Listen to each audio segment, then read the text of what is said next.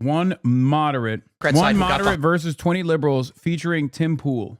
This is f***ing amazing because they presented Tim Pool as a moderate. How is Tim Pool a moderate? What are we doing? If Tim Pool's a moderate, who's a radical? I just don't know. Like, Tim Pool's done a lot of election denial. Tim Pool has spent most of his career fomenting civil war or claiming that a civil war is going to happen in America. Tim Pool has highlighted and platformed neo-Nazis of all different sorts. Do you guys notice how on the Democratic Party side, they say, I'm a radical, but the same like broader media permission structure declares Tim Pool to be a moderate, Charlie Kirk to be an activist? Because remember, whenever Charlie Kirk was covered, they always said conservative activist Charlie Kirk. When I'm covered in the media, whether it's a liberal outlet or a right-wing outlet, I'm called a far-left agitator, controversial streamer. How is Charlie Kirk not controversial? His worldview was unbelievably controversial. How is Charlie Kirk not controversial? How is Tim Pool a moderate? Who is deciding that Tim Pool is a moderate? The center is so arbitrary, is so ridiculous, and it's so busted. Anyway, let's the mainstream political left commits more violence than the mainstream political right. None of what you're saying makes any sense. It sounds like you're honestly grifting a lot. You can say that Let me there's ask you a question. war every fucking year and it doesn't happen. And I never said there was. It just hasn't happened yet. Do you want me to get you a soapbox? It's really I can leave. easy. You want me to, it's really go? easy to do what you do. It's really easy to do what you do. Mason got him to get up and leave, which is amazing. My first surrounded claim is that the mainstream left commits more violence than the mainstream right. If you'd like to be the first debater, get to the chair in 3, 2, 1. Mason said the moderator was also biased as well. I don't know who this moderator is. Sammy, how's it going? Hey. Great to meet you, buddy. How you doing? Pretty good, pretty good. There seems to be like a broader implication with your prompt that there's this domestic threat from mainstream left politicians. Like, do you really think Hillary Clinton's like leading the Vanguard Revolution Party? Like, no. What is your take? When you look at the violence that we do see, I describe it as from blunt to acute, which is with the fringe extreme right, you'll see extreme mass shootings. You'll see, someone will show up. Oh, I was right. Oh, he's doing a semantics argument, saying that the mainstream right is separate from the rest of the far right forces that are responsible for an overwhelming amount of violence in this country. That's what it is. He does this the whole argument. That's so funny. Dog, there are left-wing forces from moderate to radical. There are right-wing forces from moderate to radical. Everybody understands that the overwhelming majority of political violence happens in the hands of the right, specifically the far right. His sources aren't wrong. He knows that that's the case, so he's trying to frame it around mainstream. So you get bogged down arguing about what it means to be mainstream instead. This means you've lost the argument before with your premise. It's beautiful. He lost this argument before he sat down when he came to the table with the recognition that right-wing forces are far more violent in this country than left-wing forces. So we had to literally add this semantics thing to say, oh, well, the mainstream left and the mainstream right are different than the far right versus the far left. It's awesome. First of all, we're talking about the mainstream political left. Which politicians are endorsing that type of behavior? Never said politicians were endorsing it. Then what's the mainstream left? So you have activists whose ideology aligns with politicians who are You'd say that those votes. activists identify with the Democratic Party, the No, ones that I are would say committing that violence. the Democratic Party courts Because let me their tell vote. you, the leftists that you could talk to, not the biggest fans of the Democratic Party. Is the Democratic Party in favor of Black Lives Matter? I would say, yeah. I'd say even most moderates. I'd say actual moderates, not right-leaning conservatives who claim to be moderates. Were the riots usually based those off people also agree that police violence is something that should be discouraged. Were the riots Black Lives Matter motivated? They were motivated. By Black Lives Matter. So that ideology is espoused by... No, so my point is Black Lives Matter is not encouraging violence. Black Lives Matter is recognizing systemic inequality. Never said they were. Happens. They were telling people to go be violent. I'm saying that there are violent individuals, and with the riots, a lot of them, which we've seen. Can you tell me how who about this? Tell me who Chris Wray is. Do you know who Chris Wray is? Explain it to me. So Chris Wray was the former FBI director under Donald Trump's first term. Yep. He said that he even agreed with the findings from both the congressional research session that right-wing violence is way more proliferate in this country than left-wing violence. That's not meaningful to a voter. Let me explain. The Republican Party rejects neo-Nazism, correct? No, Donald Trump invited Nick Fuentes to have dinner with him, with Kanye West. So tell me one politician who went out and campaigned for the neo-Nazi vote. I'm blanking on his name, but Gozar. And, is that a man? Paul Gozar. And there are plenty more. Marjorie Taylor Greene, James Fishback, Paul Gozar, Elon Musk. The problem here is Like many of these guys actually are nowhere near as hostile to Nick Fuentes' odious worldview as they claim they are. America First and neo-Nazism are totally different. Bro, so you don't think do you think Nick Fuentes is a neo-Nazi? I forgot you've had him on your show. Oh my God, I literally forget. I wouldn't describe Nick Fuentes as a neo-Nazi. You don't think that Nick Fuentes celebrating Adolf Hitler is not neo-Nazi adjacent? I think you have to be very specific on what your terms are. And so when you go to an American voter and say something like... This is our moderate, by the way, everybody. This is our moderate. Indeed. Keep going. So when you go to a regular American and ask them what is meaningful to them in terms of an election, you don't have Democrats or Republicans endorsing violence. But you also don't have, Charlie Kirk's a good example. He threw out Nick Fuentes, he threw out white identitarians, white nationalists from his events. They were not welcome. That's mainstream. You don't have riots coming from the Republican Party and the right, although you do have January 6th and things like that. When you take a look at the shootings of the Tesla facilities, the execution of Aaron Danielson, the assassination of Charlie Kirk. Here's the thing. Every single left movement he talks about is opposing state violence. This is the faulty standard that we on the left have to always live in. Republicans can get away with demanding more of the pre-existing state violence, whereas everything that we say in opposition to state violence can be considered totally violent. Like Black Lives Matter is a response to state violence. But because in the eyes of the broader electorate, in the eyes of like the broader American public, they see police violence as a necessary form of violence, it's much easier for them to turn around. It's much easier for them to turn around and look at the people responding to that police violence as the truly violent ones. In fact, we're not. So you're telling me, that's not my claim. You're telling me that the prioritization of hierarchies, both ethnic, both cultural, that is not a dangerous ideology. But something like BLM that says, hey, maybe we should take back police violence. Maybe we should have accountability for people who are in charge of certain aspects of our nation, committing violence on citizens. Those are absolutely completely different ideologies. And the fact that you're saying it is more motivating for violence, that the left wing is encouraging people to take those that are committing violence accountable. In the last 10 years, there have been over 465 incidents of left-motivated political violence that aligns with the Democratic Party, and there's been one on the Republican side, which is January 6th, which admittedly... This is a very valuable technique. It's called making it up. It's awesome. It's called making shit up. It's undefeated, especially for the silly, woke, and dare I say, gay truth enjoyers. If you are a silly consensus reality enjoyer, well, this is one unlimited. This is a technique. I like to say lying is OP. It's a technique that is very overpowered. It must be nerfed. When you understand that the right always says politicians are not responsible for individual actions. Elizabeth Warren saying, hey, maybe we should have the same sort of economic policies they have in Scandinavia. Why was Aaron that is not Danielson her encouraging, killed? go shoot up a Tesla facility. Why was Where Donald Trump saying, let's hang the people who encouraged those in the military to actually fulfill their duties. That is completely... My claim is not that the right is completely innocent. He's the leader of the Republican Party, my dude. And I hate that it's a semantics argument, and I think the best thing to do would be to tackle the form in this circumstance, which is to say, look, I think you and I both understand that the Department of Justice has already released a comprehensive report that shows that the overwhelming majority of domestic terror incidents come from the far right. And that's precisely the reason why you're trying to get bogged down with this like semantics argument about the mainstream left being more violent than the mainstream right. There's no such thing as like the mainstream left versus the mainstream right. It's just left versus right.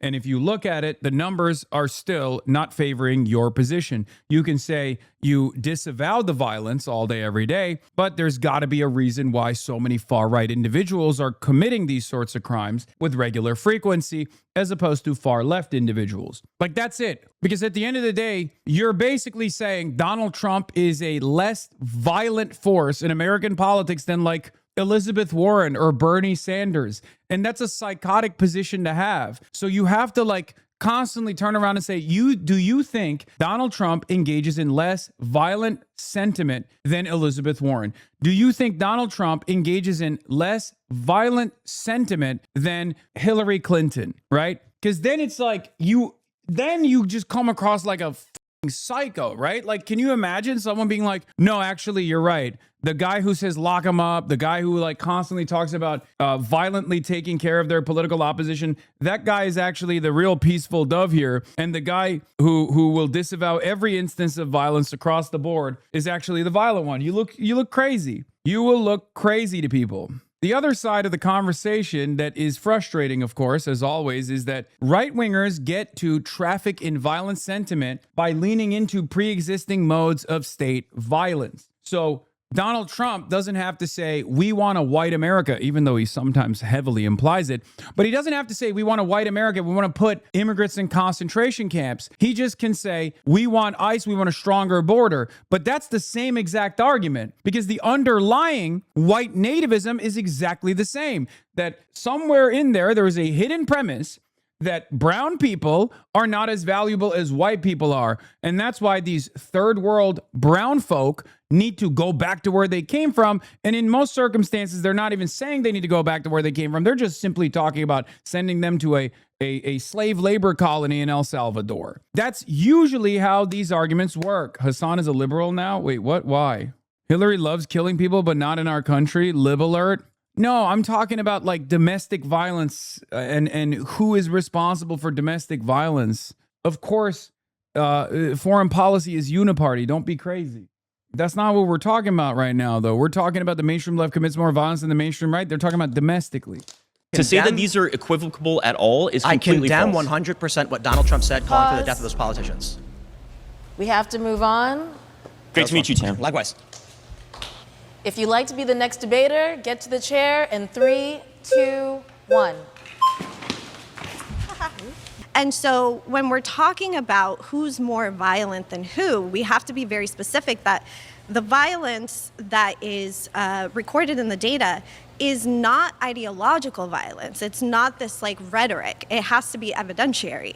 So if you're going to say like, oh, Black Lives Matter, and any leftists that are associated with that are automatically violent, that's just not the case. I didn't say that. But that's what you're implying. No, I'm implying that when you have riots in this country, overwhelmingly, the underlying ideology aligns with the mainstream left ideology of this country. But what you're saying in your prompt that you wrote is that the left is more violent than the right. The mainstream political left commits more violence than the mainstream political right. Right, the mainstream.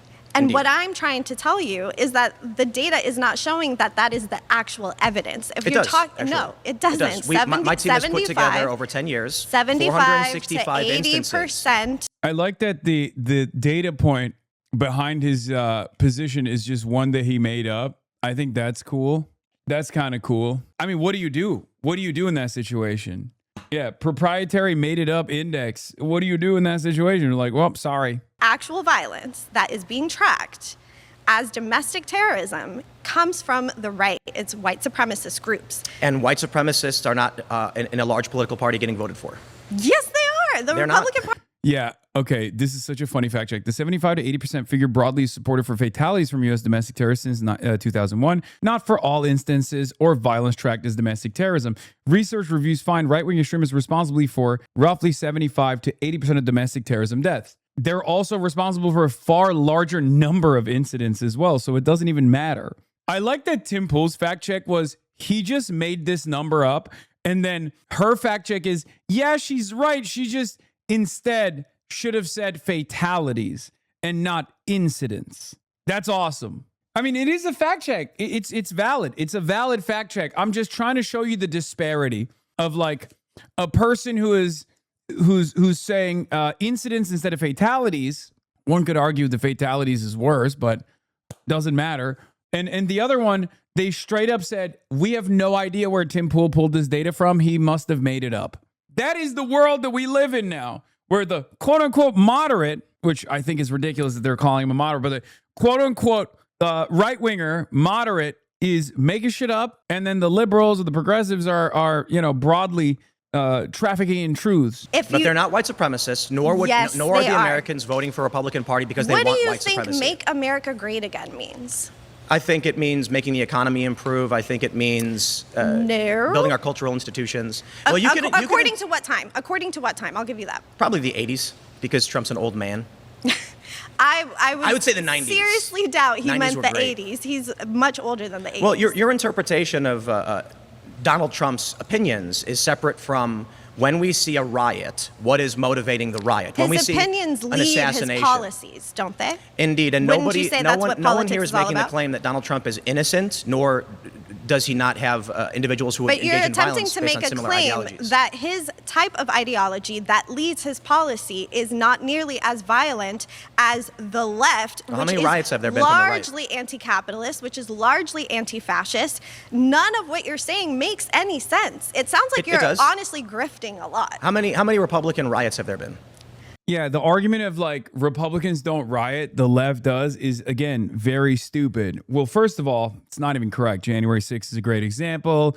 Charlottesville is another great example. Proud Boys are another great example. So there's numerous examples of the right wing doing riots and things of that nature. Of course, Tim Pool will say those aren't mainstream, right? Which is ridiculous. But the other reason why this sucks, this argument is like so stupid, is because the right already give the responsibility of enforcement and violence to the state. Even when a Democrat is in charge, it's still the type of violence that the right-wingers want more of that's happening in the country, because that's what police brutality is. Here, I'll give you a example. Right-wingers love when the state brutalizes college protesters. Under the Biden administration, the Gaza protest took place. 3,654 American students on college campuses were arrested and apprehended by the state, which was controlled by a liberal Democrat. So even when the broad left, which Tim calls the mainstream left, is protesting, and some of those protests, quote unquote, turn into riots, that's still the type of state violence that right wingers love. It's just a Democrat doing it. And the same goes for ICE. What is ICE if not the exact same manifestation of right-wing violent appetite, right-wing violent desires? That's the whole point. That's the driving animus behind ICE, to make Republicans feel comfortable, to make Republicans feel like the state is doing something about these pesky migrants. It doesn't always have to be them taking up arms and going and shooting migrants, which they do. They do it all the time. So that's, why the number is also slanted in the direction of the far right or the right in general. But when they're not doing that, the state is doing it for them. Yeah, right. Take. Dude, God, one of the worst parts about like TikTok and the way people operate now is just there's so many stupid people. Like I saw that one, there's a TikTok comment where they were like, James Fishback is a great candidate. Or like anytime there's someone that says something about me, there's like 700 comments underneath it being like, nah, this guy sucks. He's actually always talking about politics and he seems so angry all the time. And it's like, that's not political commentary. That's not criticism against a thing that you disagree with that I believe. You're like an animal. You're just responding to stimuli. That makes me so sad. It makes me so sad, and it sucks. There is a real chuddification of America that's taking place right now. A lot of our youth are like this. Okay, it sucks, but so many of our youth have become complete fucking moronic chuds. A big part of the reason why is because they are apolitical. Perhaps best explained by Clavicular's famous line: "Politics is jester." It's jester behavior. There are a lot of people who are like, I'm apolitical, and then they don't realize that they are constantly repeating right-wing chud talking points all the time. It sucks. Because if you're let's conflating say protesting with rioting, we're not. that's a very different thing. No, we're talking specifically about people ransacking Tesla facilities, vehicles, charging stations. You're so obsessed with the Tesla thing. Why don't we actually talk about... I think it might be because someone took a rifle and started shooting up a building. I don't know if Musk is like investing in your company or something, but let's like remove the Tesla out of it. That has nothing to do with what your actual prompt is saying. No, that's actually what my claim is. No, it sounds a lot like... Well, then you're arguing something else. No, you're arguing something else because it I am sounds arguing like you something went else from from you. somebody who was doing really important work in Occupy Wall Street to then Which was grifting what? all the way to defending far-right people. That's crazy. What was the important work? I love the argument, by the way. He's just like, January 6th is whatever, who cares? all of the instances of like domestic terror, like the mosque shooting that just took place a couple months ago. Who cares? People were vandalizing Teslas. Somewhere out there, the dumbest guy you know, your dumbest coworker, heard that take and was like, that makes so much sense, dude. What important work? You said I was doing in terms of Occupy Wall Street? Yes. I think, you know, in terms of that movement, I thought it was it was one of the first times in our generation that we were able to see an actual organization against capitalism. Can I ask you how old you are? No, you cannot ask me how old Were I you am. politically active during Occupy Wall Street? Yes, I was. Did you follow the news about me during Occupy Wall Street? Not specifically. And the news. Why would anybody follow you, dog? I know you were there, but I mean, Jesus Christ. Wow, that is ridiculous. This is a ridiculous statement to make. Oh, did you follow me? If you'd like to be the next debater, please get to the chair in 3, 2, 1. You got it. Nice to meet you. How's it going? Good. I think we should just get to the heart of it. Donald Trump is a fascist. He has Nazis in his administration. His entire messaging was resonating with Nazis from the very beginning. Donald Trump, when rallying for 2024, had a massive rally in Madison Square Garden. What was the significance of that rally? You tell me. Yeah, it's the same place, same date as the Nazis in the 1940s. Literally. Donald Trump said that immigrants are poisoning the blood of America and their environment. Who also said that? You tell me. Hitler. Literally. Donald Trump has openly said things as dog whistles. So you may say that it's not mainstream, but the entire ideology of the right speaks to those people. Let me ask you, what do you mean by fascist? Oh, God. Okay. All right, let's see. Far-right, authoritarian, ultra-nationalistic, 14 tenets of fascism, I mean, all that. But there's a specific definition of fascist. Do you just mean that he's an authoritarian? No, I mean that he meets all 14 tenets of fascism. Which is what? You want to go through all 14 points? I'm trying to understand your argument. But so my point largely is we see people say Trump is a fascist, but there's, you know, if you go to an academic and you look at fascism, say Italy, there's a common Mussolini. argument that you have the merger of corporation and state as the defining element of what fascism is. I would There's define different forms of fascism. No, right? No. Yes, palingenetic ultranationalism is correct. And if you want to go down into it, if you want to actually pick it apart, it's basically an in-group, out-group dynamic that you set with a national mythos surrounding it, where the superior in-group race or religion or ethnic background is elevated to a higher state and is constantly in battle and trying to seek out the expulsion of the outer group, the lesser races, the lesser ethnicities, the lesser nationalities. And absolutely, Donald Trump fits this stereotype, this ideological predisposition. And yes, palingenetic ultranationalism is even the liberal definition. I know, it is. It's not the worst one, though. I think palingenetic ultranationalism isn't the worst definition. That's why I like that one as opposed to all the other ones, because all the other ones literally could be any government that's doing government things. The one where it's like, eradicating or like state control over mixed markets or whatever, and authoritarianism, like that doesn't mean anything. You can just say that for any country on the planet. Also, the current administration is the merger of state and corporate power. So even if, no, I hate that one. Yeah, I hate the unholy merger shit. I hate that one because that's literally, first of all, that's partially that is an anti-communist way to talk about fascism. That's a liberal way to talk about fascism, specifically so that you oppose communism. And not only that, but also oppose any degree of socialization, right? Because you can literally make that argument that like Norway is a fascist country. Okay, Norway's a fascist country. Why? Because they've nationalized their extraction industry. I hate that. And it is a not so subtle way that liberals try to otherize socialism, communism, and then put them under the fascism bracket. But yes, technically, because of the Trump administration's actions against Intel, for example, you could literally say that. Even under Tim's definition, you could say that Donald Trump is still a fascist. But again, it doesn't matter because that has nothing to do with fascism. Well, and that's the point. That's why the actual premise is the authoritarian. Donald Trump is absolutely a fascist. He's, like I said, he has Nazis in his administration. I think we're shifting. Pete Hegseth. How is Hegseth a He Nazi? literally has a proud Nazi tattoo on his chest. He does not. He has a Jerusalem cross, which is a very common Nazi dog whistle. The idea that it's not a fucking Nazi tattoo is silly. What's next? Are you going to say Grant Plattner only had a skull on his chest? Get the fuck out of here. Dude, you want to know something funny? And I brought this up in the past about Grant Plattner, but like Pete Hegseth is Grant Plattner. Okay? Pete Hegseth is literally Grant Plattner.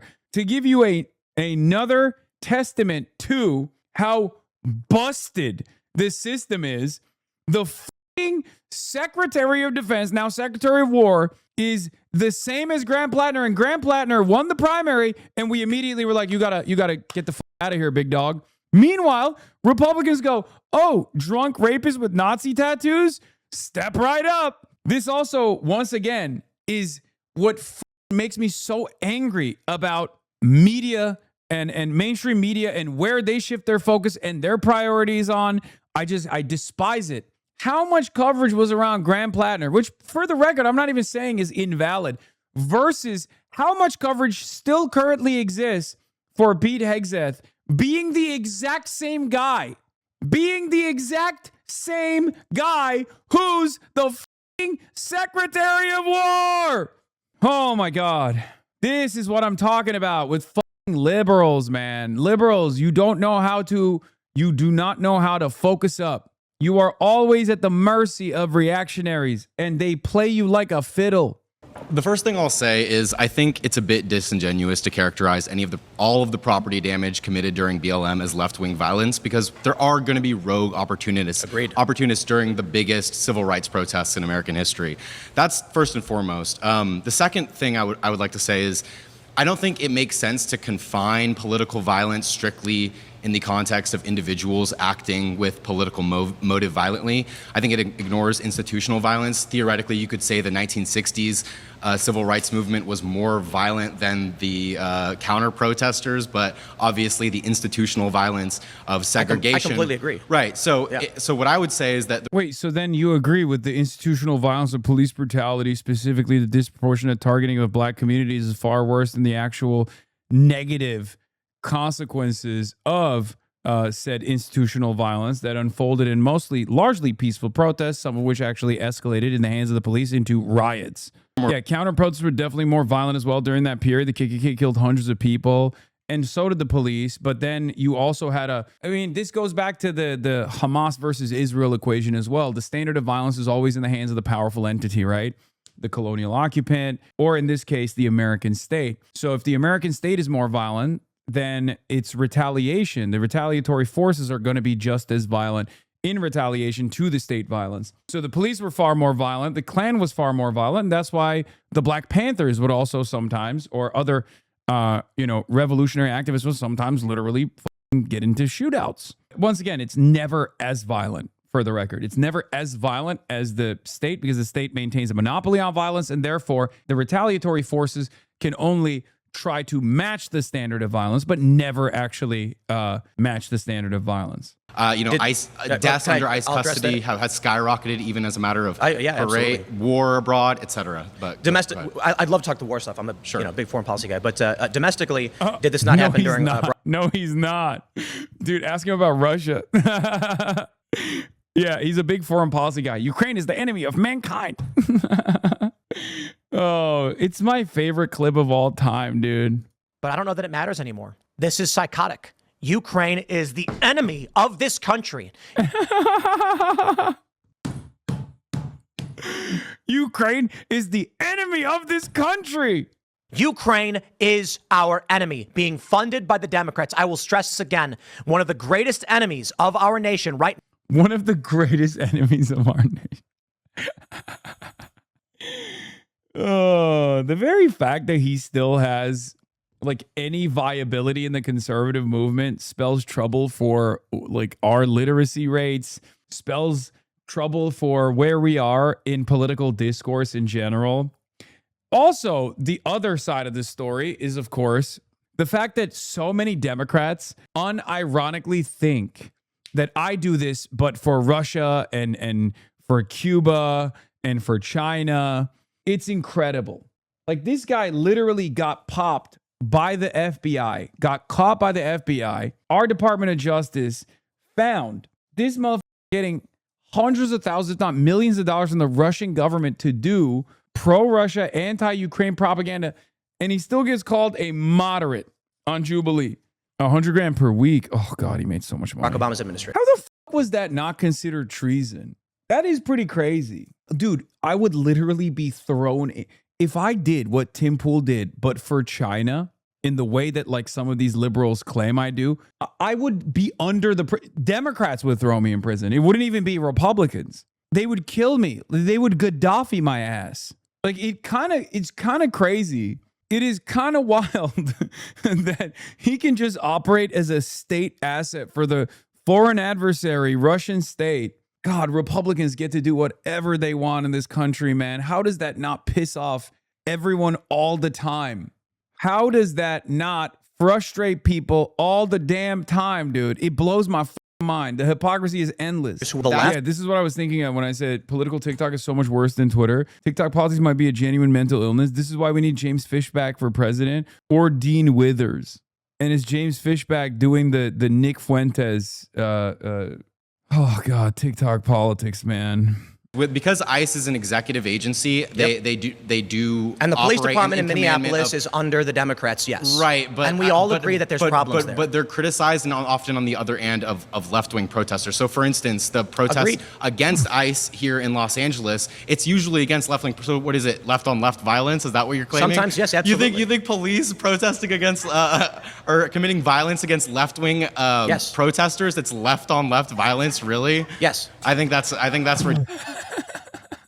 well, I guess, what can I say? I mean, Tim Pool is now utilizing a second technique, also undefeated, also very valuable.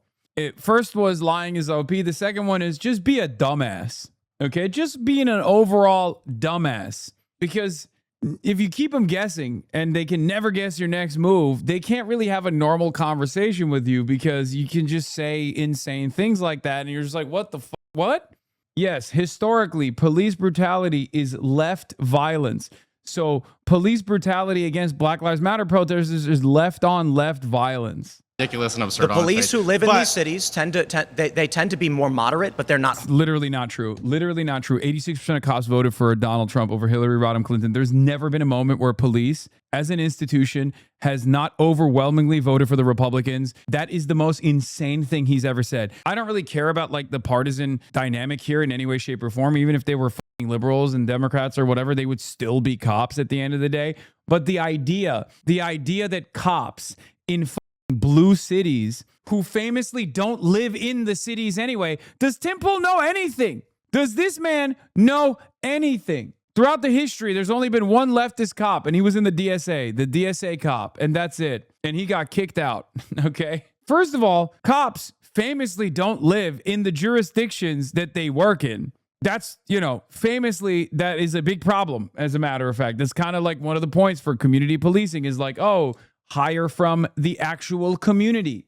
I guess the only time where police violence has turned into like a leftist violence that you can point to is Chris Dorner. That's it. No, Dorner was not the DSA cop. Democrat politicians are the ones appointing these police chiefs and these administrations who are enacting these policies. But are they? So when you are voting for someone into office, this is not conservatives doing it. It's not mainstream right-wingers putting in police that beat protesters. But who politically supports the police as a matter of their rhetoric and ideology? Indeed, the right or the left? The right. But the right doesn't live in these places. Yeah, but nor do they appoint these people. Sure, but don't tell me that ICE under Donald Trump, but not police under Democratic politicians. Hold on. No, ICE, even under liberal administrations, is still a manifestation of right-wing forms of violence.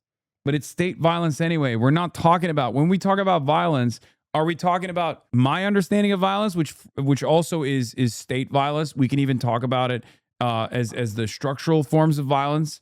Or are we talking about what people consider to be violence, which is non-state actors? If we're talking about non-state actors, you're wrong. Mainstream left commits more violence than mainstream right. It's just bullshit. Completely bullshit. If we're talking about state violence, however, state violence is a manifestation of right-wing forces.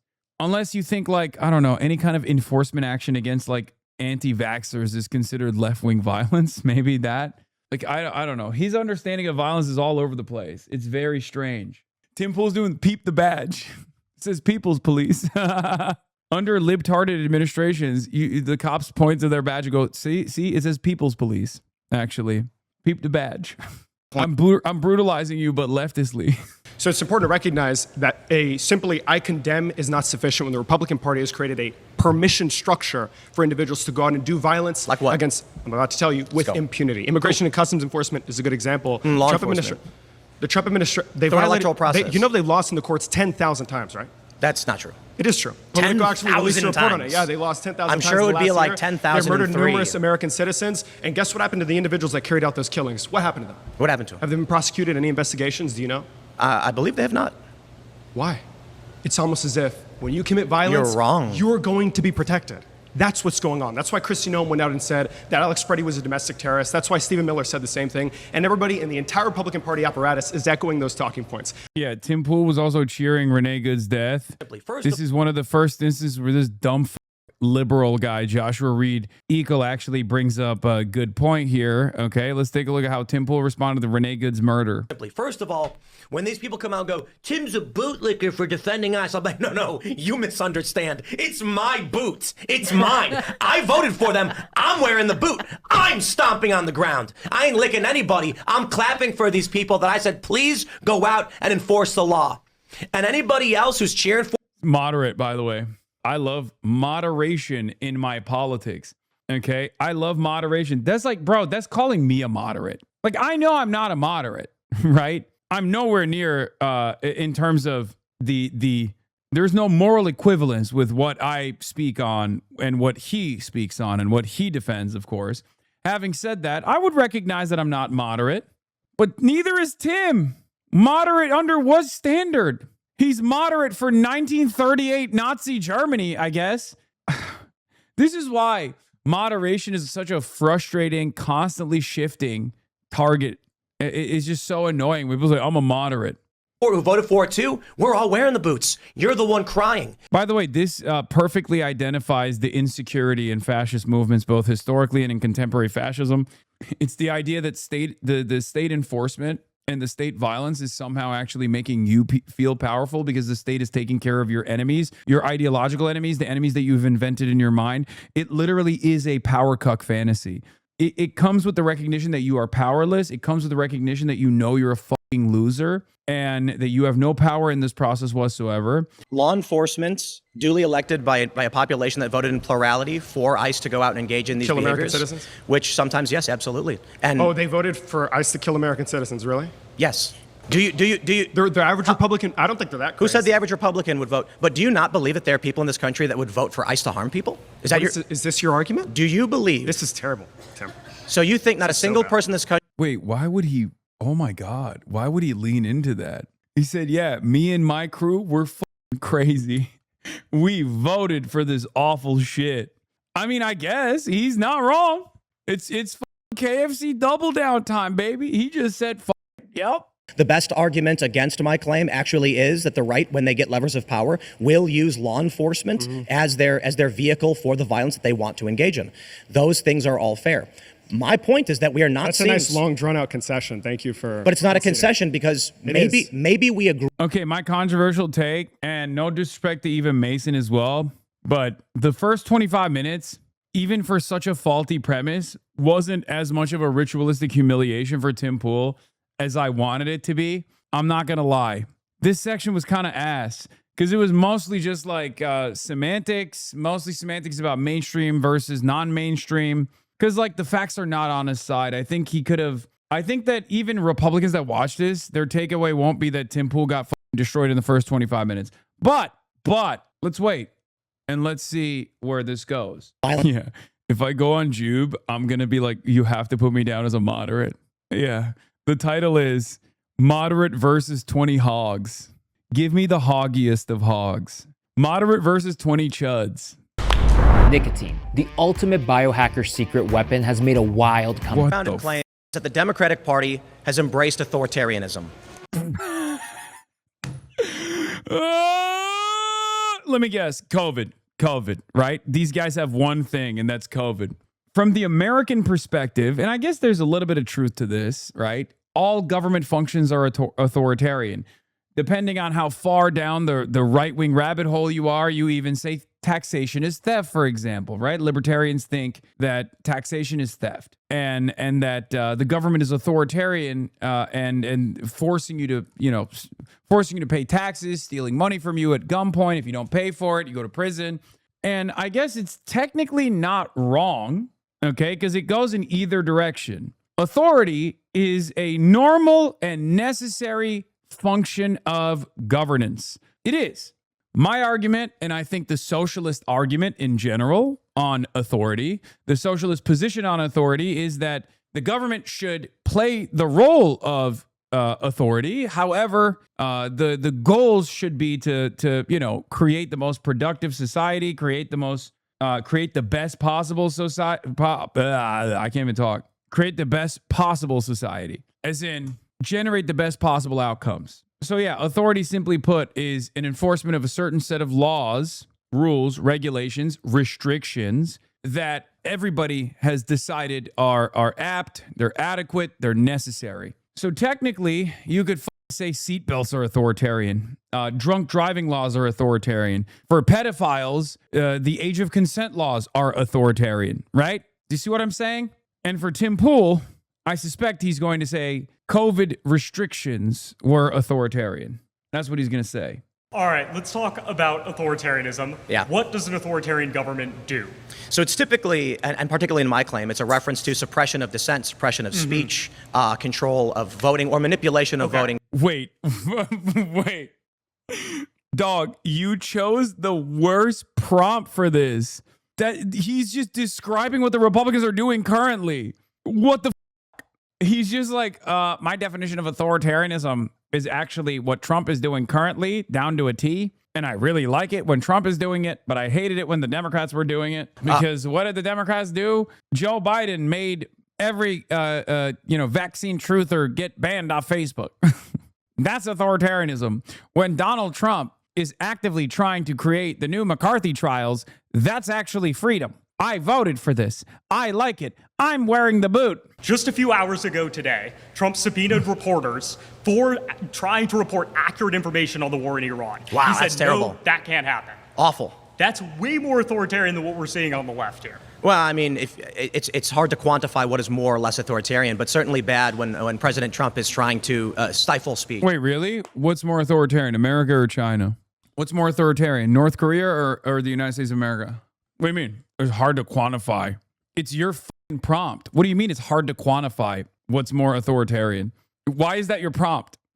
At a top level, though, who's doing the majority of the actual suppression of speech here? I don't really have good words for the Republican Party, to be honest. My issue with this debate is he's like, I'm a moderate. I don't have enough good words for the Republican Party. As a moderate, I happen to agree with the Republicans 99.9% of the time.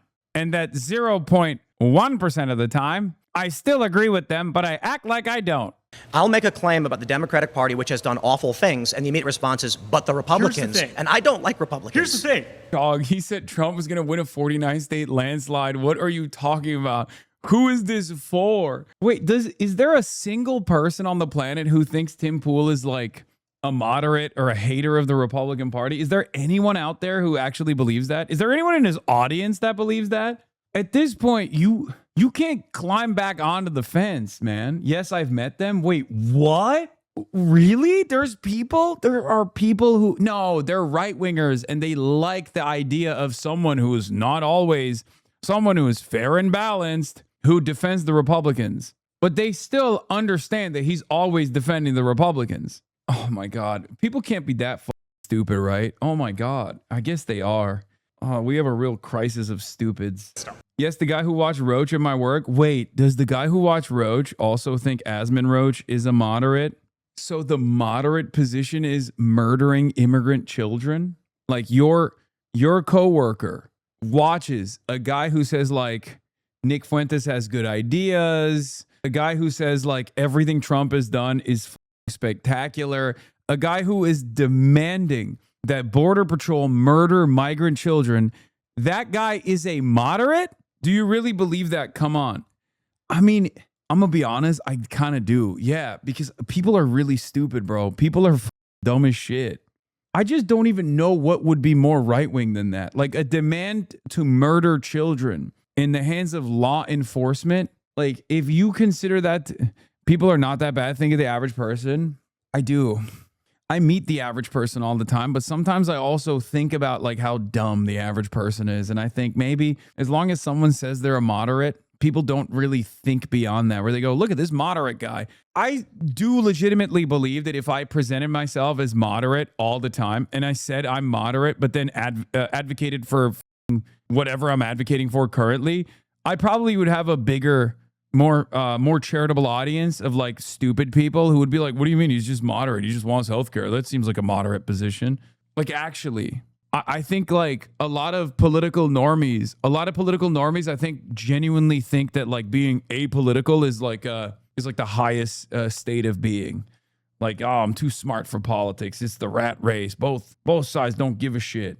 If I started off with I'm a moderate, and that's the reason why I believe in higher degrees of socialization for, and the government function for taking over for healthcare and abolishing profiteering in certain avenues. Like and I just kept saying, I'm a moderate. Like people, like whenever people say like, oh, dude, you're a socialist, I'd be like, no, I'm a moderate.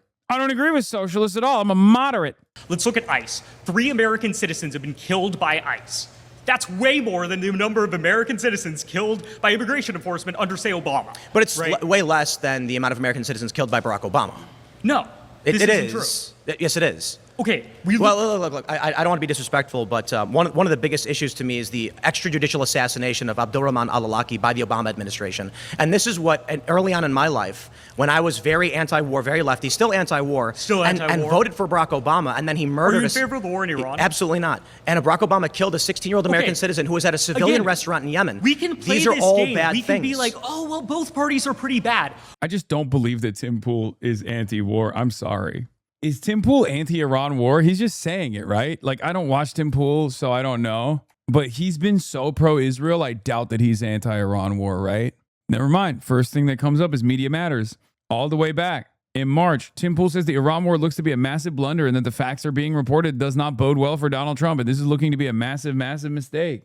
The Barack Obama committed an extrajudicial assassination of an American citizen is the classic, like, fake anti-dumb war. Remember, they always say anti-dumb war Republican. It's also obviously anti-Obama, so that's a big one too. It's anti-Obama. That's a good way to like shit on Obama. So there's that element of this as well. These guys always say, oh, I am anti-dumb war. Okay. Whenever someone says like whenever someone refuses to say they're anti-war, but instead says they're anti-dumb wars, just understand that they're pro-war. They're just considering whatever war that we're currently engaging in to be a dumb one. A Democrat or Republican, or throw my vote away and vote for some third party. A libertarian. Right? He's a libertarian who actually celebrated the assassination of Renee Good and Alex Preddy. So that doesn't really mean anything. Let's talk about a few structures of authoritarianism. We'll go with 2016. And you brought up Donald Trump subpoenaing these journalists, so we'll get broad on this one. In 2016, Gizmodo published an article that Facebook had been suppressing news and information from conservative outlets. I think it was The Verge. It wasn't even Gizmodo, but it doesn't matter. Oh my God, I can't believe he's bringing this back up. I cannot believe it. It's not COVID. No, this is predating COVID. Oh my God, this is right in my wheelhouse. I hate this so much. First of all, that wasn't government authoritarianism. That was tech platforms trying to be woke. And secondly, what's crazy about that information was that the algorithm still favored right-wing commentary. And not only that, but because Republicans made such a big deal about this, I was there. Okay. I was literally there. I was a political commentator. I was on Facebook. Okay. So I remember this intimately. Okay. I remember this vividly. I was there. Republicans brought tech CEOs and everybody else in front of Congress.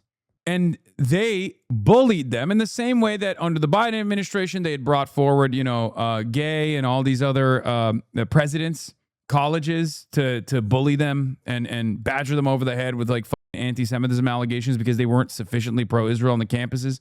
Basically, they did the same exact thing. That's what the Republicans did back then. What they got out of that was incredible. They created a board at Facebook for moderation that was like all Heritage Foundation guys. And Facebook was already slanted. Facebook was already slanted to the right in 2016. And after that point, their moderation boards were comprised entirely of right-wingers. And then it exploded. Right-wing sentiment exploded on Facebook. It might have played a formative role in QAnon exploding amongst the boomers. So the idea that Facebook was doing woke by force in an authoritarian manner because the Obama administration had demanded them to do so is f***ing bullshit. When we see left-leaning suppression of speech, often that happens from a bottom up, where you see some company taking an action. No, I gave you a specific example of the Biden administration going to a major big tech company, giving them specific instructions to remove people who are saying naughty words. We saw that in the context of COVID, where vaccination was really, really important. In fact, That's 800,000 lives were saved by vaccines. We have a really strong. You can give me every reason for why you want to be an authoritarian. They always have a reason, and saving lives is always one of them. There's a fundamental difference between suppressing free speech on, say, the war in Iran, where there's really bad stuff going on and we need to talk about it, and, say, spreading vaccine misinformation. In the U.S., we've had really long You have a moral Look opinion on the differences of importance, and that's fine. Clear and present danger test has been well established. But we're talking about authoritarianism has many different reasons. Did you think that all the tyrants of the world never gave a reason as to why they needed absolute authority? They always did, and they always do. And even today, it's the case, whether it's Trump or anybody else. Yeah, and when Trump gives a reason, I agree with it. I'm Tim Pool, and I agree with Trump's reasons for authoritarianism. And also at the same, dude, what the fuck is this conversation? Tim Pool is literally saying peak authoritarianism is when, woke Facebook or tech companies were taking their notes from epidemiologists in the Biden administration during the peak of vaccine hesitancy campaigns that America was literally actually conducting in places like the Philippines, ironically enough. But we're so stupid that we ended up making ourselves vaccine hesitant as well, which was a huge problem. It's a national security concern. It's obviously an issue for the economy. Of course, the government is going to have to try to deal with that somehow.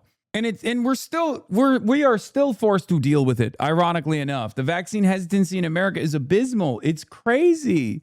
We got old ass diseases that were eradicated coming back, dude. Anyway, I find that really, really annoying that you're saying that's peak authoritarianism, but what Donald Trump is doing right now is not.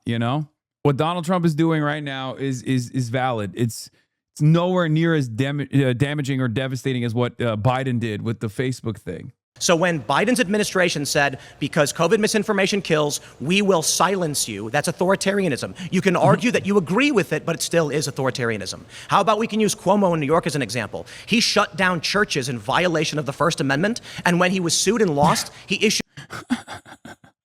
Oh, I knew it. It was all COVID. So one of the key parts about authoritarianism is influence over elections. And we've seen that throughout the history of right-wing and left-wing, the right-wing side of this country has constantly been election deniers. Famously, Trump tried to find votes in Georgia to win the 2020 election. And now we're seeing that they're claiming voter fraud in the city of Los Angeles mayor's race. Well, can I ask you a question? Yeah. How many presidential elections in the last 20 years were denied by Democrats? Were denied by Democrats? Yeah, but mainstream members of Congress going on the floor, Oh, rejecting... no. There's no way he's going to try to do the semantics game here, too. Really? The party of January 6th? He's going to be like, oh, there were claims in 2001, which was valid, by the way, that the election was stolen, ironically enough. That is a real election that was stolen. That's an actual election that was stolen. It's never happened since. It's bullshit. But regardless, if he turns around and says oh, well, Democrats complain when Republicans win, as though that's the same as refusing to recognize the integrity of our elections, you're out of your mind. Yeah, none. All of them. What? Do you see? What? Dude, the biggest issue was Al Gore conceded. What is this? After George W. Bush's 2000 victory, Al Gore pursued Florida recount litigation and conceded. That was the problem. It was stolen, and he should have never conceded. But even then, he conceded. Once the Supreme Court halted the recount in 2005, Senator Barbara Boxer and Rep. Stephanie Tubbs Jones made a formal objection to Ohio's electoral votes over alleged irregularities, which both chambers rejected after John Kerry had conceded. Following Trump's 2016 win, Hillary Clinton, Jimmy Carter, John Lewis, and other Democrats. The Democratic Party trying to create an alternate slate of electors to actually try and overturn that's a a different democratically argument. elected. Certainly that's not a different argument. Also, what does this have to do with authoritarianism? I don't even understand. Like, there is literally no comparison between liberals. If you were to ask me, I think liberals concede too much. Okay, like 2000, they should have made a way bigger fuss. The Brooks Brothers riot is what did them in. You know what I mean? Yeah, question is legitimacy primarily citing Russian interference in House members' attempted objections without Senate support. Clinton conceded on November 9th. So that is a ridiculous fact check. Hillary Clinton conceded literally the night of the election. It's fucking bullshit. There is no comparison to what Trump did. Okay, none. The only time where it was valid to demand a recount that was stopped through the Brooks Brothers riot, ironically enough, and also because of the initiative by Jeb Bush, at the time governor of Florida, was in 2000. That was a stolen election. There were actual real irregularities, the hanging chads, where Jewish neighborhoods in Florida were voting for Pat Buchanan, I think, right? Or not Pat Buchanan. Was it Pat Buchanan? I think it was, right? Am I crazy? It was, right?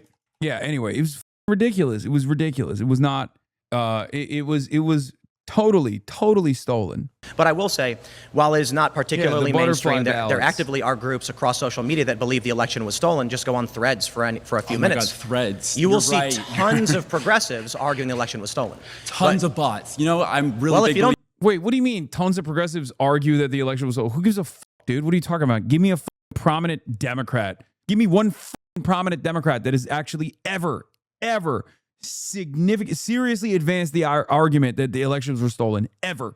You can't even point to Al Gore when the election was actually stolen because he conceded on the Supreme Court decision, even though he didn't agree with it. And he should have, in my opinion.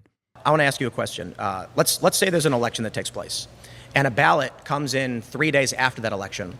It's signed with a picture of Mickey Mouse, and it's hand dated. Do you think that is a real vote?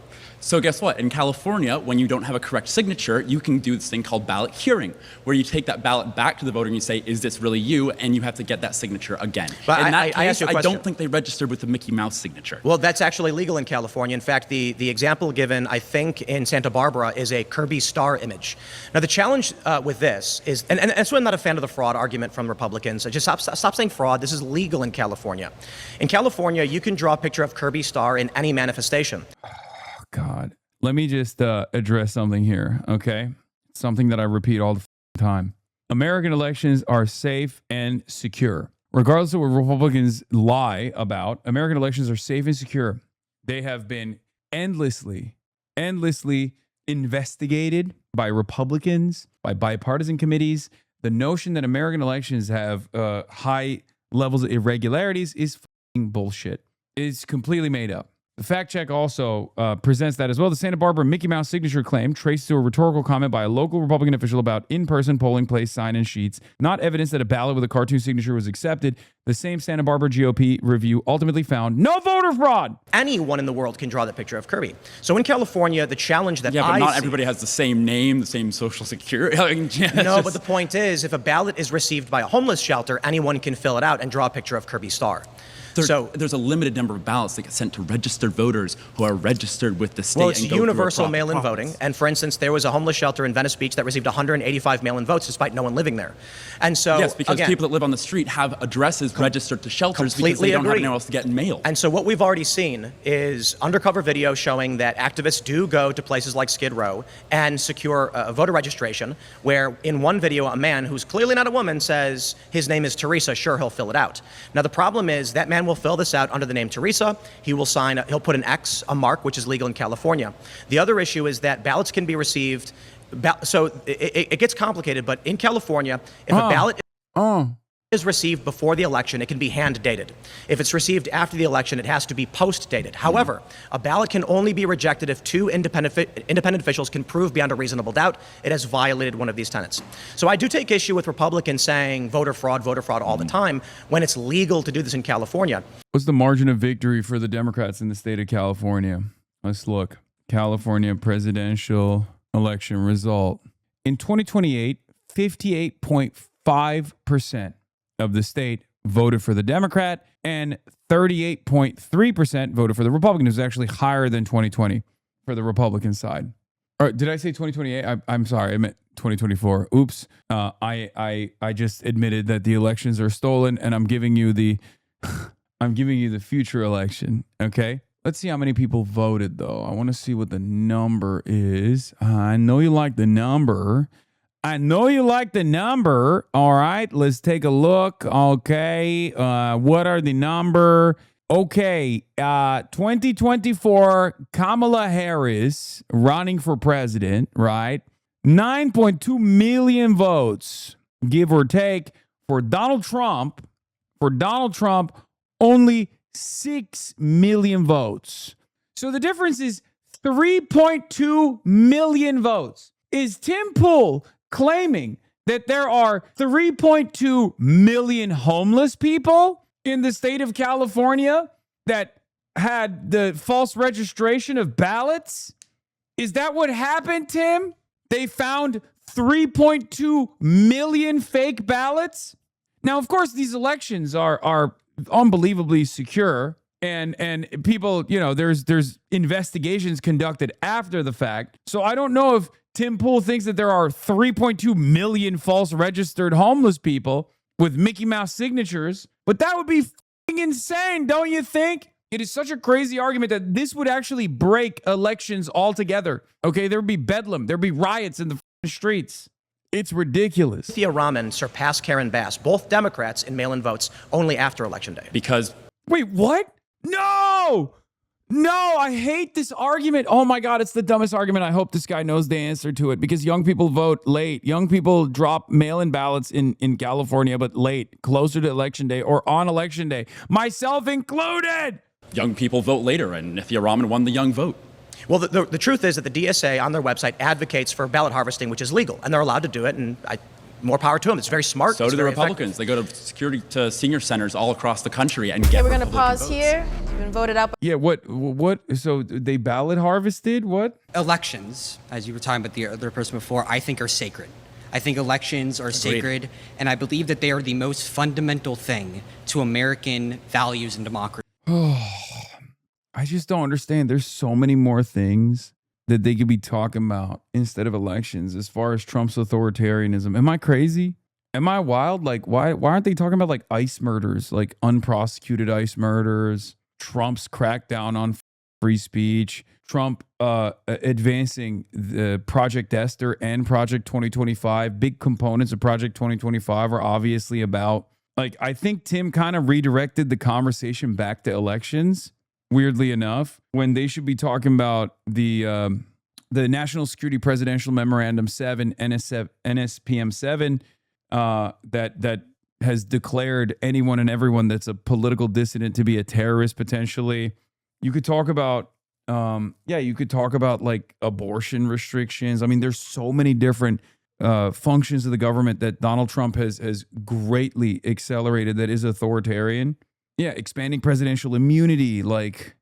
We have never seen, ever in American history, the attempt to subvert a free and fair election compared to how Donald Trump and his cronies did on January 6th. And I think that it's absolutely ridiculous to claim that that is somehow comparable to the Biden administration talking to Facebook and certain social media platforms to ban Donald Trump. Fair.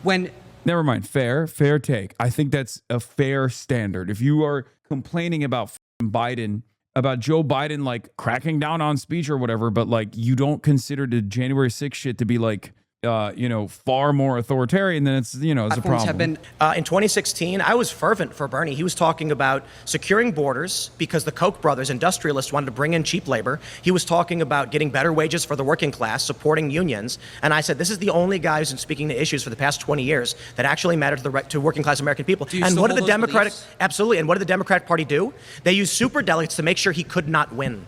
Okay, so first off, I'm a big fan of Bernie myself, so I guess it's something you could agree on there. I will say that if you as a supporter of Donald Trump, I find it kind of ironic that you believe that anything closely related to Bernie Sanders. I'll give you a few examples. 9 million people who are Democrats voted for Donald Trump in 2016. Yeah, and I also say 3 million, millions of people, I think it was a couple million in West Virginia, your state, that voted for Bernie Sanders in the primary and then had to switch to Donald Trump. I criticized my own party for that, and I think that that was wrong. My point is not that the Democratic Party has never, ever, ever used something or participated, I would say, in bad faith in elections. My point is that we see consistently from Republicans, consistently over and over again. Parties. Again, I think that that's both parties are all bad. You literally had Donald Trump try to subvert the fair election. You've been voted out by the majority. Good talking with you, man. I'm gonna keep it a $1.50. This is 2 for 2. I mean, Tim Pool's a idiot, and he's wrong, and his prompts are wrong. Having said all of that, I haven't seen enough major dunks so far. It's kind of remarkable how he is capable of holding his own in a way that I've never seen from other in a way that's not as bad as Dave Rubin, right? I think he just has this way of presenting himself as a liberal, and he's kind of he kind of goes unnoticed for the most part, so people don't know what he's doing, what he said, so they don't know that he's lying. They don't know that he's lying. He lies about the data. He concedes on a bunch of stuff that he does not concede on when he's on his own show. It's hard to pin him down. He's Weasley. And it's also partially hard to pin him down because most people don't know his takes, right? I don't think any of these guys know most of his takes because who the cares about Tim Pool, you know? And I think the biggest issue is the Israel issue. Yeah. So you have someone like Trump who, sold TikTok to Larry Ellison, and he also owns CBS News. Oh, yeah. Paramount entirely. Right. I think we both agree that's just not good, where you give someone a media apparatus, and a social media apparatus like TikTok. These things worry me for sure. Okay. I think where we're going to agree with Democrat and Republicans is the issue of Israel particularly. Yes. Do they? Really? Am I crazy? Do they? 49 state landslide? I don't think they do. I think he's just lying. I think he's just straight up none of these guys know anything about me, so I can just feel very comfortable about what I'm saying and doing. Because he took very different. He said 49 states. He did not say 50 states. Do not lie about Tim Pool's position. He said 49 states. He did not say 50. I forget which state he argued would not go to Trump. Is he grifting to the left? No, he's just a weasel. He knows that people don't know his positions at all. So he just gets to present himself as a moderate. I assume, and I guess maybe Mason could maybe Mason could speak on this. Did they present this as you're debating Tim Pool, or did they say you're going to debate a moderate Republican or just a political moderate? Because I don't know if they reveal who you're going to debate ahead of time, right? So if they do, I've never done one of these. When you look at TikTok, I'll tell you this: the TikTok was sold explicitly because of Israel. Right. So the story is this: initially, Republicans were very mad about TikTok because it seemed to promote progressive content, progressive ideology. Republicans had been banned. People who supported Trump had been banned. So the Republicans come out and say, "We got to ban TikTok. We can't do this." Democrats said no. But then something changed. After October 7th, we saw the rise of conduct critical of Israel and supportive of Palestine. Yes. All of a sudden, the Democrats are you know what? Now we agree with Republicans and we've got to ban TikTok. And then Trump comes out and says, no, we're not going to ban it, which he does not have the authority to do. The bill was passed. It was signed by the president. When Trump came in office, he was supposed to initiate that ban. But instead, what did he do? He sold it to a supporter of his. What are you talking about? That was literally the purpose of the Democratic forced transfer as well. The Democrats were not going to de facto ban TikTok. They were just trying to sell it to someone like the Ellisons.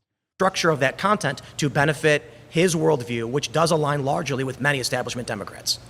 Yeah, I agree. And, you have him sanctioning the ICC, the prosecutors. I mean, this is the fascism we're talking about. Again, not the best point to make. It's not like Brandon was favorable to the ICC. They did embrace authoritarianism a little bit there in a very Trumpian manner. No, they didn't. I guess the thing that Brandon did, he didn't unwind the sanctions. Did he unwind the sanctions? I don't think he did, right? I think they just continued it for the most part. Or was there talk about the ICC being good because Vladimir Putin? was being prosecuted. So I think if it's not a singular issue of Donald Trump. Like clearly the Democratic Party joined in the cheering on of the banning of TikTok because of this content.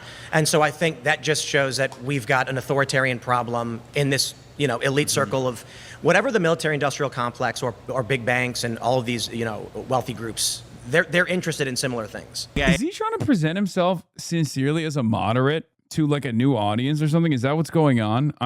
For me, I never even thought about this as him being a moderate at all because he's just not, and he's just lying. And I thought that was almost like a joke, but maybe that's why this prompt is the Democratic Party has embraced authoritarianism. And then he's like also claiming that, don't make me defend the Republicans. It's like, what do you mean? You love defending the Republicans. That's all you do. Here. I'm bored. Okay, yes. Claim. Towards a civil war. If you'd like to be the first debater, please head to the chair in 3, 2, 1. Come on, Mason. Like, here's the problem. It's not like he's winning the debate. It's just he's not losing it. Does that make sense? And that's why it's not as, like, fun. He doesn't win the debate, but he also doesn't, like, aggressively lose it either, unless you're already knowledgeable about the issues that he's trying to present or knowledgeable about his background. Like, I don't know what my takeaway would look like if I was just watching this from afar. I want to see the Mason part. I don't know what the average uninitiated person's takeaway would be with Tim Pool. Like, I don't know if they would believe that he's a moderate or something. First time we talked about this was in 2019, so it's been quite a while. I think it was since before you were that, calling actually. for civil war. I've never called for civil war. Or not calling for, I'm sorry, said that we're on the brink of civil war. And what was the citation I had for when I said that? I would love you to It was tell The me. Atlantic.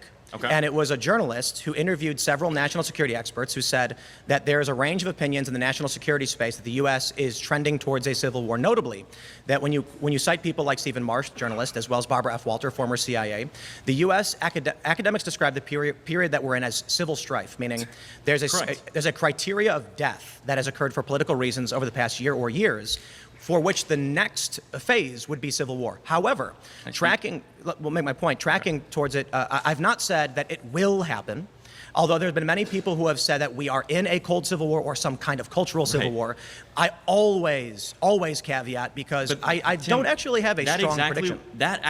First of all, you do have a strong prediction if you've been saying this since 2019. There's 42. Reading articles about people it, can look this up. There's 42 of your titles that have the word civil war in it. Correct. With big fonts on the front. They sure do. So why is that? It's sensationalist. It's easy to get clicks on that. There's a reason why you say it, because it's very profitable for your business. Not necessarily. But we have 1,600 episodes of just IRL.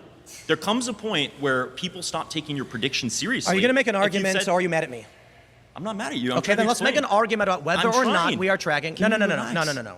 If you're making an argument, you don't like my thumbnails, or you try to say my name over and over again. I'm saying that you say bullshit in order to get money. But what I really think is let me ask you a the question. predictions. Let me ask you a question you can't answer. I will answer. agree with you that there's increased polarization. I would attribute a lot of that to people being specifically online. Let me ask. There's I a don't lot disagree. less interaction with people that are in different camps. Let me ask you a question. But you're going to sit here and tell me that we're way more polarized than Alexander Hamilton and Aaron Burr, who shot each other with their disagreements. You're going to tell me that Andrew Jackson, who's the sitting president, do you want to have a conversation, or are you just going to be angry? Polarization? Why was Aaron Danielson shot in the chest twice? Sorry? Why was Aaron Danielson shot in the chest twice? I'm not disagreeing that political violence is taking place in question. You say Alexander Hamilton and Aaron Burr, but then when I ask you a question about an assassination, you defer. You can say that there's a civil war every fucking year and it doesn't happen. And I never said there was. It just hasn't happened yet. Let me ask you a question. question. Or if it does happen, you say, see, I've had it all along. Let me ask you a question. You are the same thing as the Christian rapture people who say that the rapture's coming every fucking year, and when it doesn't happen, do you want a soapbox? Do you want me to get you a soapbox? It's really I can leave. easy. You want me to go? He hit the soapbox thing twice, by the way. I didn't even realize he hit the soapbox thing earlier in the debate as well. Wow, cool meta for Timothy Pool here. Easy to do what you do. It's really easy to do what you do. You literally just say, Civil War is happening next year. Civil War is happening next year. It's coming. Make sure you subscribe to Timcast. Continue to watch my videos, please. Follow us on YouTube. Follow us on Instagram. It's easy to do what you do, bro. She did not like that at all. Damn, Mason, you pulled out the beanie on the Beanie Boy. You busted out the beanie. This is fantastic. No, I appreciate this. Can I ask you some questions? Yeah. Do you believe that Donald, and I'm not trying to accuse you of believing this, but do you think that Donald Trump is a fascist?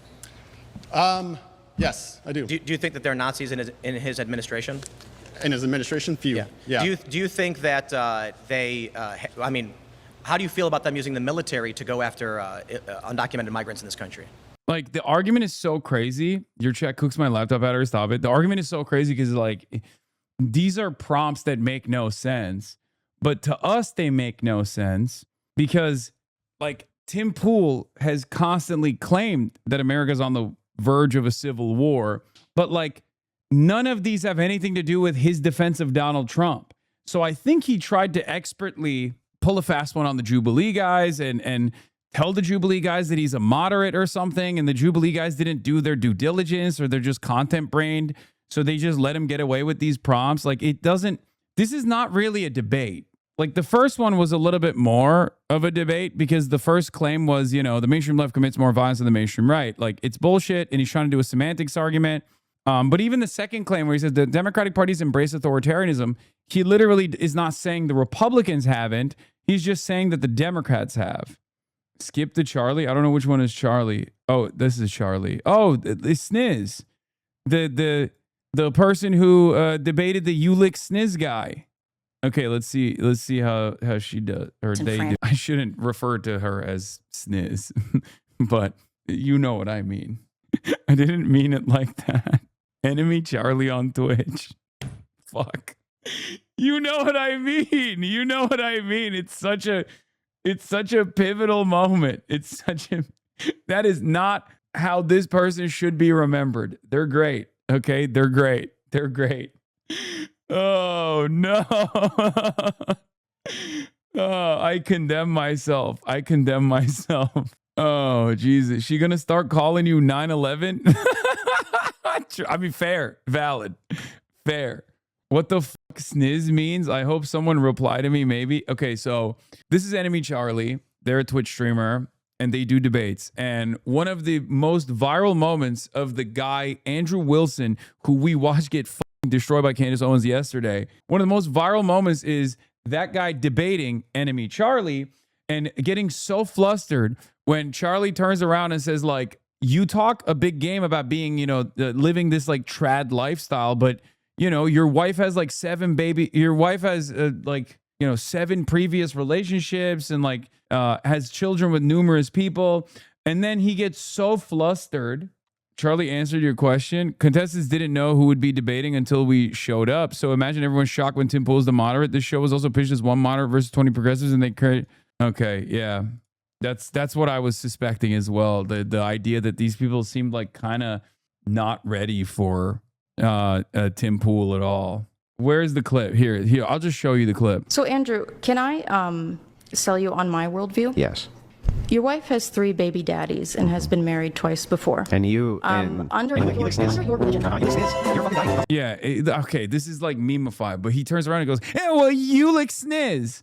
And it's a incredibly viral moment because he gets so flustered, he gets so angry, he's so aggressively called out here, so aggressively clocked, that his retort in that moment is, "Well, you like Sniz."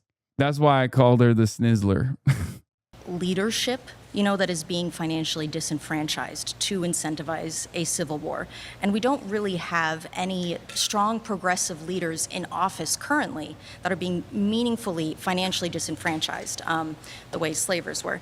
So but I you, think you, that... you don't. That's the challenge. I think. Yes, that is absolutely... Yes, that is... You don't. If you take a look at civil wars throughout history, we can use the Syrian civil war as an example. It started with a dozen or so disparate factions, largely of locals and various ideologies that... How did Mason know to pull out the beanie then? That's actually a good question. That's why I wanted to ask Mason if he knew ahead of time or not. You know what I mean? Ultimately coalesced around one group, either the Free Syrian Army, but then ultimately got taken over. Right, sure, Civil but the wars thing can is be that, fomented through small factions that bubble up. Certainly, but I think that you are vastly overestimating the, kind of militant capacity of the American left. Like, we truly do not have like a far left in the US that would be willing to take up arms. It is so small. Furthermore, I do think that technology-wise, it's not, it's not an even battle anymore. Like, the military, the US military, which is largely conservative, and currently, Trump is in charge of them, the technology that they have to track, surveil, to remotely kill people would be absurd. I mean, I guess we could do some sort of guerrilla warfare, but this is American territory. It wouldn't go down like Vietnam, you know? Like, we know where we are, we know where we're going. This is a fantastic point, by the way, and this gets into what's known as the generations of warfare. Okay. So the earliest generation of warfare, obviously, is a guy punching a guy. As we got into, the 1700s, well, maybe even before then. That's an awesome soundbite. Obviously, everybody knows the earliest generation of warfare is just a guy punching a guy. Obviously. Brilliant. Oh, man. He's so awesome. Yeah, this video sucks. I'm sorry.